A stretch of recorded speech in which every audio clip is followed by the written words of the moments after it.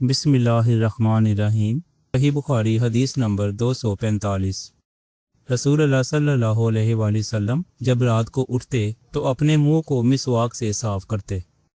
صحیح بخاری حدیث نمبر 246۔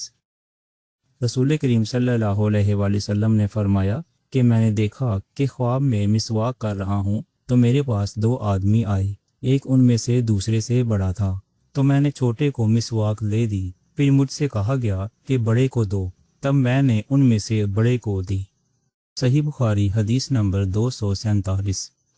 رسول کریم صلی اللہ علیہ وآلہ وسلم نے فرمایا کہ جب تم اپنے بستر پر لیٹنے آؤ تو اس طرح وضو کرو جس طرح نماز کے لیے کرتے ہو، پھر داہنی کروٹ پر لیٹ کر یوں کہو، اے اللہ، میں نے اپنا چہرہ تیری طرف جھکا دیا، اپنا معاملہ تیرے ہی سپرد کر دیا، میں نے تیرے ثواب کی توقع اور تیرے عذاب کے ڈر سے تجھے ہی پشت پناہ بنا لیا، تیرے سوا کہیں پناہ اور نجات کی جگہ نہیں، اے اللہ، جو کتاب تو نے نازل کی میں اس پر ایمان لایا، جو نبی تو نے بھیجا میں اس پر ایمان لایا، تو اگر اس حالت میں اسی رات مر گیا تو فطرت پر مرے گا، اور اس دعا کو سب باتوں کے اخیر میں پڑھ۔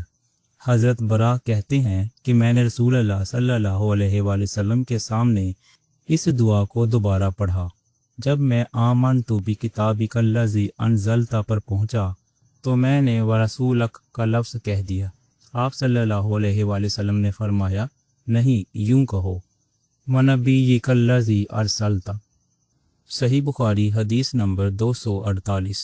نبی کریم صلی اللہ علیہ وآلہ وسلم جب غسل فرماتے تو آپ پہلے اپنے دونوں ہاتھ دھوتے، پھر اسی طرح وضو کرتے جیسا نماز کے لیے آپ وضو کیا کرتے تھے، پھر پانی میں اپنی انگلیاں داخل فرماتے اور ان سے بالوں کی جڑوں کا خلال کرتے، پھر اپنے ہاتھوں سے 3 چلو سر پر ڈالتے، پھر تمام بدن پر پانی بہا لیتے۔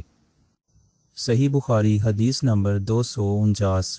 حضرت میمونہ رضی اللہ تعالی عنہا نبی کریم صلی اللہ علیہ وآلہ وسلم کی زوجہ مطہرہ نے بتلایا کہ نبی کریم صلی اللہ علیہ وآلہ وسلم نے نماز کے وضو کی طرح ایک مرتبہ وضو کیا، البتہ پاؤں نہیں دھوئے، پھر اپنی شرمگاہ کو دھویا اور جہاں کہیں بھی نجاست لگ گئی تھی اس کو دھویا، پھر اپنے اوپر پانی بہا لیا، پھر پہلی جگہ سے ہٹ کر اپنے دونوں پاؤں کو دھویا۔ آپ کا غسل جنابت اسی طرح ہوا کرتا تھا۔ صحیح بخاری حدیث نمبر 250۔